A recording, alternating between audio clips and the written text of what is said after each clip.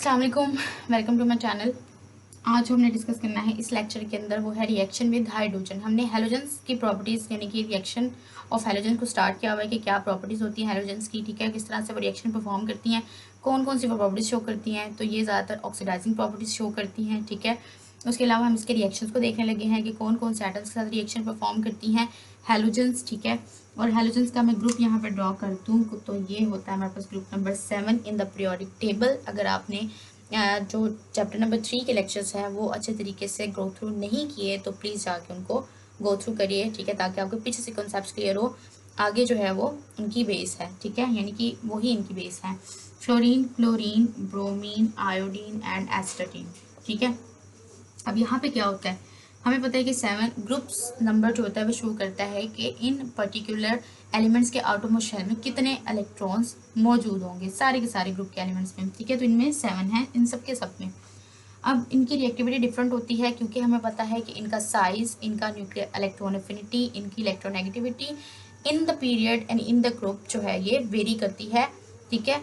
और सबकी सब सारे के सारे एलिमेंट्स की वेरी करती है, सही है। तो जो टॉप पे है वो ज़्यादा इलेक्ट्रोनेगेटिव होगा क्योंकि उसका साइज भी छोटा है अपने rest of the group members से, ठीक है। उसके अलावा ज़्यादा वो इलेक्ट्रॉन नेगेटिव भी है, ठीक है। उसकी इलेक्ट्रॉन एफिनिटी भी ज़्यादा है, यानी कि इलेक्ट्रॉन को अपनी तरफ अट्रैक्ट करने की पावर ज़्यादा है, ठीक है।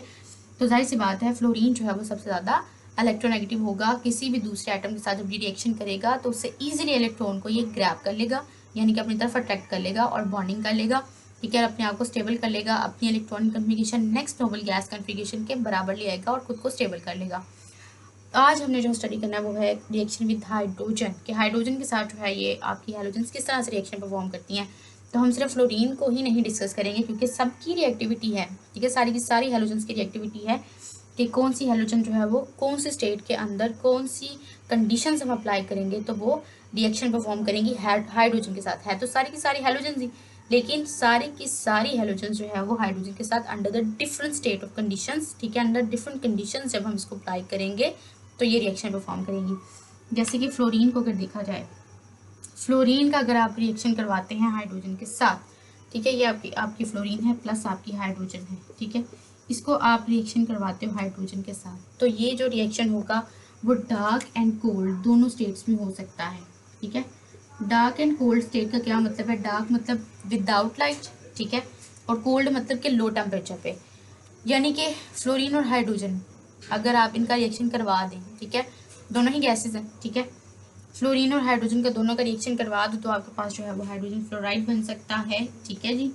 तो फ्लोरीन और हाइड्रोजन रिएक्शन परफॉर्म कर सकती हैं कौन सी कंडीशन में, डार्क, यानी कि जब थोड़ी सी लाइट आप इसको मतलब थोड़ी सी लाइट, बिल्कुल लाइट प्रोवाइड ना करें, ठीक है, डार्क स्टेट में भी, ठीक है, कोल्ड स्टेट में मतलब इसका लो टेम्परेचर हो, तब भी ये दोनों रिएक्शन परफॉर्म करके आपको कौन सा कंपाउंड देंगे, that is called hydrogen fluoride. 2 लगा दें बैलेंस करने के लिए क्वेश्चन को, ठीक है।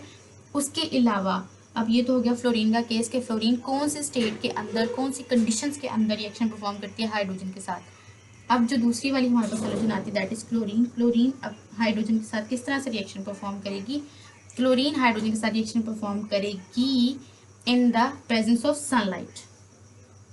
सनलाइट को ऐसे भी शो किया, लिखा भी जा सकता है, ठीक है। उसके अलावा सनलाइट को ऐसे भी शो किया जा सकता है, ठीक है, this is the sign for sunlight. Okay, तो क्लोरीन और हाइड्रोजन ये सनलाइट की मौजूदगी में ही रिएक्शन परफॉर्म करेंगी। जो कंडीशंस हमने फ्लोरीन की हाइड्रोजन के साथ रिएक्टिविटी में अप्लाई की थी वो यहाँ पे अप्लाई नहीं होंगी, ठीक है। तो यहाँ पे क्या होगा, फ्लोरीन और हाइड्रोजन जो है रिएक्शन कर रहे थे डार्क में, यानी कि जब लाइट ना हो तब, ठीक है। उसके अलावा गोल्ड स्टेट में, यानी कि जब टेम्परेचर लो हो, ठीक है। उसके अलावा क्लोरीन और हाइड्रोजन का अगर रिएक्शन देखा जाए तो ये सनलाइट की मौजूदगी में, यानी कि in the presence of light ये रिएक्शन परफॉर्म होगा, अदरवाइज रिएक्शन परफॉर्म नहीं होगा। और हमें जो है सिर्फ क्या चीज़ मिल जाएगी, HCl मिल जाएगा, ठीक है। उसको बैलेंस करने के लिए आप 2 लगा दें, ठीक है। और ये जो रिएक्शंस हैं ये आपको प्रैक्टिस से आएंगे, ठीक है, आपने इनकी प्रैक्टिस करनी है बार बार। और अक्सर जो है ये लॉन्ग क्वेश्चन के तौर पर पूछ ले जाते हैं, ठीक है, 4 या 5 मार्क्स का आपका लॉन्ग क्वेश्चन आता है in the form of parts, ठीक है, पार्ट्स की फॉर्म में आता है। तो वो आपको जो है बिल्कुल इनकी प्रैक्टिस करनी पड़ेगी क्योंकि बगैर प्रैक्टिस के ये आपको थोड़े मुश्किल से आएंगे। तो practice makes a man perfect and a women also, ठीक है। तो आपने बिल्कुल इसकी प्रैक्टिस करनी है, सही है। उसके बाद हमने बात कर लेनी है अब हाइड्रोजन की और ब्रोमीन की, ठीक है। अब आपके पास ब्रोमीन है हैलोजन और हाइड्रोजन, इन दोनों का रिएक्शन अब कैसे होगा, क्या यही कंडीशंस अप्लाई होंगी तो ब्रोमीन जो है वो हाइड्रोजन के साथ रिएक्शन परफॉर्म करेगा, या इनके लिए डिफरेंट कंडीशंस होंगी? जाहिर सी बात है इनके लिए डिफरेंट कंडीशंस होंगी।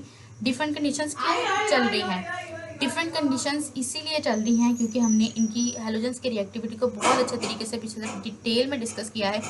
किस तरह से फ्लोरीन की रिएक्टिविटी ज़्यादा है, किस तरह से उसके बाकी ग्रुप मेंबर्स की रिएक्टिविटी डाउन द ग्रुप जो है वो डिक्रीज होती चली जा रही है। अगर आपके पीछे से कंसेप्ट क्लियर नहीं है तो प्लीज़ जाकर वो वीडियोस देखिए, ठीक है, ताकि आपका आइडिया जो है वो क्लियर हो जाए, ठीक है। ब्रोमीन और हाइड्रोजन, ब्रोमीन और हाइड्रोजन के लिए जो कंडीशन हम अप्लाई करेंगे ये सिर्फ और सिर्फ रिएक्शन परफॉर्म करेंगी हीटिंग पे। जब आप इस रिएक्शन मिक्सचर को, जिसमें ब्रोमीन भी है हाइड्रोजन भी है, इनको हीट करेंगे तब ये रिएक्शन परफॉर्म होगा, अदरवाइज रिएक्शन परफॉर्म नहीं होगा। और जो हमारे पास चीज़ बनेगी दैट इज कॉल्ड HBr, ठीक है। तो हमारे पास क्या बन जाएगा, HBr बन जाएगा। सही हो गया, HBr बन गया, ये भी एसिड है, ये भी एसिड है, and this is also an acid, ठीक है।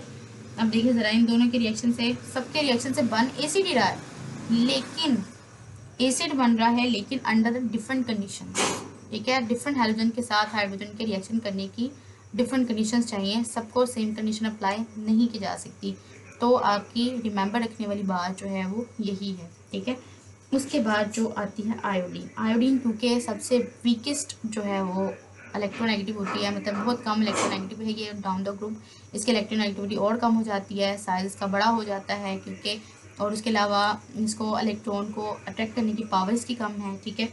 इसके साथ अगर आप हाइड्रोजन का रिएक्शन करवाएंगे तो उसके लिए आपको कंडीशन देनी पड़ेगी हीटिंग भी और कैटालिस्ट भी, हीटिंग भी एंड कैटालिस्ट भी। आपको जो है इसके लिए जो सूटेबल कैटालिस्ट होगा वो आपको यूज़ करना पड़ेगा, तो आपके पास जो है वो हाइड्रोजन आयोडाइड आ जाएगा, ठीक है जी। तो these were the reactions of halogens with the hydrogen, ठीक है। I hope it's clear. कोई भी कन्फ्यूजन हो you can ask me in the comment section, और इसके अलावा आप ईमेल भी कर सकते हैं मुझे, ठीक है। और बिल्कुल मैं आपकी कन्फ्यूजन दूर करने की कोशिश करूँगी, आप बिल्कुल इसको गो थ्रू करिए, ठीक है। कोई भी पॉइंट मिस हो गया तो वीडियो को रिमाइंड कीजिए और जाके ज़रूर उसको देखिए। Thank you so much for watching.